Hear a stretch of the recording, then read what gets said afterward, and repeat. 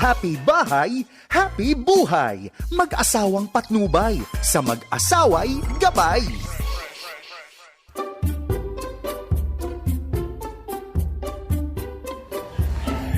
Han, alam mo ba, meron pa talaga akong hangover sa recent family vacation Yes. natin, di ba? Nakakamiss, ang saya-saya, nakakapagod, pero grabe, sulit naman. Tsaka mga bata, hanggang ngayon, pinagkikwentuhan nila, di ba? I agree. Alam po ninyo, recently lang nagkaroon ng aming buong pamilya ng matatawag namin isang grand vacation.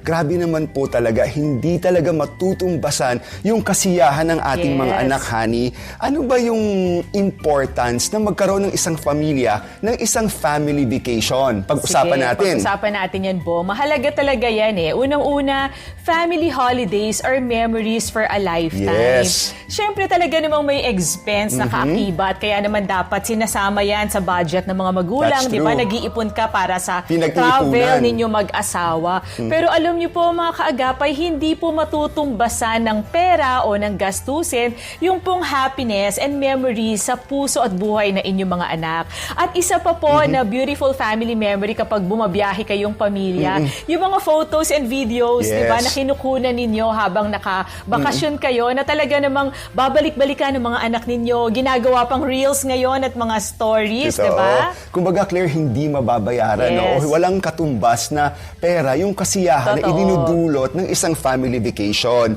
Number 2, family vacations allows you to have quality time with your children. Totoo Yeah. naman, honey, no? Talagang tayo nakita natin yung how we spend time with them, hindi Dito mo ba? sila masasolo, di ba? Yung Totoo. makakasama mo sila ng buong buo. Isa pa, honey, pag nasa labas kayo ng bahay o na holiday vacation, you get to know your kids well. Iba yung pag nasa labas sila o nasa bahay lang kayo, Yes. hindi ba? Kasi pag nasa labas kayo, that's the time they open up. Makikilala And mo sila. Exactly. You have seen them, how they have matured, Yes. how they have grown up. Makikita mo na hindi na talaga sila mga bata. Even the way they think, the way they talk, iba na. Ito rin yung time, ha, na magiging kaibigan mo yung mga anak mo. Lalo nga tayo, di ba? Para na lang tayo magkakapatid at magkakabarkada Kasi ngayon. nga, relax lahat, hindi ba? Okay, number 3, family vacation encourages learning outside the home. Totoo naman po that Ganda niyan. experience is the best teacher. Kapag nagta-travel kayong pamilya, your children get to know different people.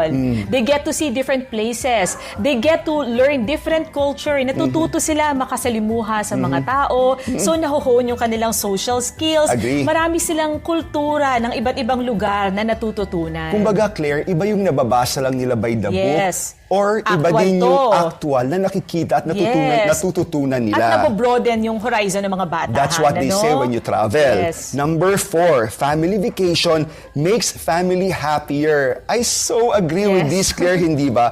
Alam po ninyo, months before kami magplano ng isang vacation, talagang kita namin yung excitement ng bawat anak Excited namin. sila, no? In fact, nag-start na silang mag-google ng mga places na pupuntahan, mga restaurants na kakainin. Mag-ipon ng kanilang mga allowance. Tama. Kumbaga, wala pong katumbas yung kasiyahan na maibibigay at madudulot ng isang family vacation. Taking family vacation together will strengthen your family bond, and it will make your family relationship happier and healthier. And this is one memory your kids will cherish for life. Lagi po nating tandaan ng mag-asawang sabay manalangin. Napagtatagumpayan lahat ng suliranin. Ako po si Bong At Pineda. ako naman po si Claire para sa Happy Bahay. Happy buhay! Happy bahay, happy buhay. Mag-asawang patnubay, sa mag-asaway gabay.